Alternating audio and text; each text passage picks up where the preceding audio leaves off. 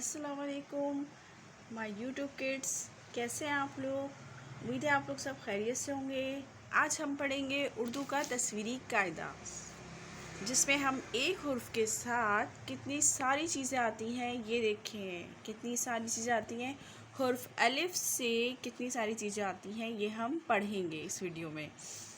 अलिफ से अंगूर, अलिफ से अनार, अलिफ से अखरोट, अलिफ से अंडा, अलिफ मद्दा से आलू, अलिफ मद्दा से आम, अलिफ मद्दा से आँख, अलिफ मद्दा से आरी।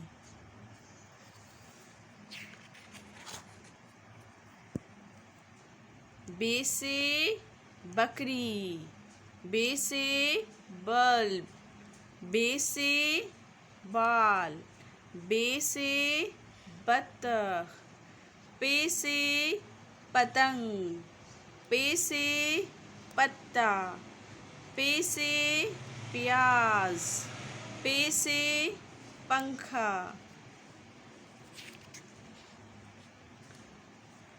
ते से तरबूज, ते से तितली, ते से ताला, ते से तकिया, टे से टोकरी, टे से टमाटर, टे से टोपी, टे से टॉफ़ी,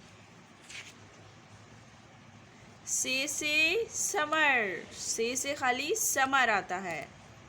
ओके किड्स, वीडियो पसंद आए तो लाइक शेयर एंड सब्सक्राइब ज़रूर करिएगा। मिलते हैं नेक्स्ट वीडियो में। अल्लाह हाफ़िज़।